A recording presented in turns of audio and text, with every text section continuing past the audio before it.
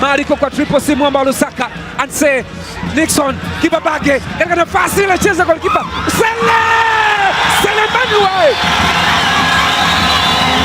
Selemani we amefanyaje hapa. Selemani hana muda, fundo la maji na kupoza lileko, bendera inapepea. Dar es Salaam ni joto kali kwa Mashujaa Football Club, wanakutana na ujoto fulani wa kikatili. Wow, pasi nzuri ya Backhill, Chama Mwamba wa Lusaka, maarifa makubwa the brain, akadashi moja Kibabage, akacheza ndani, mlinzi ukaenda kucheza pale.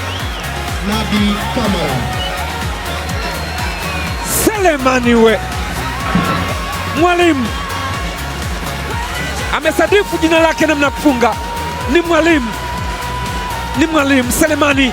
Chuma ya pili, Nyanyuka kumtafuta Anise Ura, bana Selemani Mwalimu kwenda kuiba pasi ya Anise Ura, anajaribu kuitenga Libase, anacheza Selemani Mwalimu kapambana kuzuia mno mpira ambao alifanya makosa mlinzi Mudathiri Harid, ikatengwa. Libase Geisha mlinzi zake liliokolewa lile, second ball inamkuta Selemani Mwalimu ambaye anamalizia.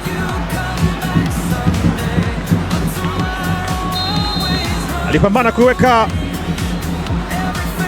mpira katika eneo la kucheza, lakini ilikuwa ngumu kwa walinzi wake kwenda kuokoa. Libase Gay anapewa tena, ajaribu Libase Gay! Libase Gay, left footer magician, left footer maestro, ilikuwa ya moto, ilikuwa Fabian Mutombora. Bao la pili kwa Simba, bao lake la pili pia msimu huu. Kazi nzuri sana ambayo ilifanywa.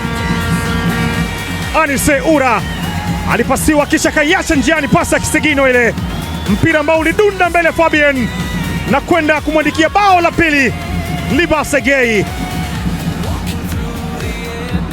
Asisti na bao yanapokuwa nzuri kwa pamoja,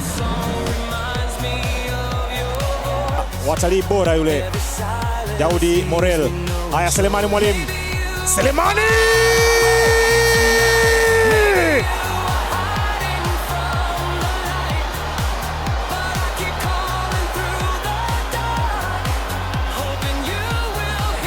kwani amefanya nini Sele? Watu kibao wanamshangilia.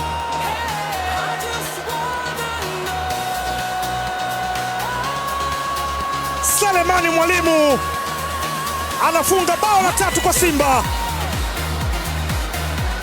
Pasi nzuri ambayo yeye mwenyewe alipambana kuchukua ule mpira. Makosa kiulize Daniel Emo, alimweka chini Hussein Kazi, akampa godoro, akamwambia hii ndio kazi ya mwalimu,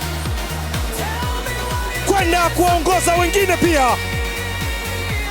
Selemani we anatema mate kushoto, nafikia kulia.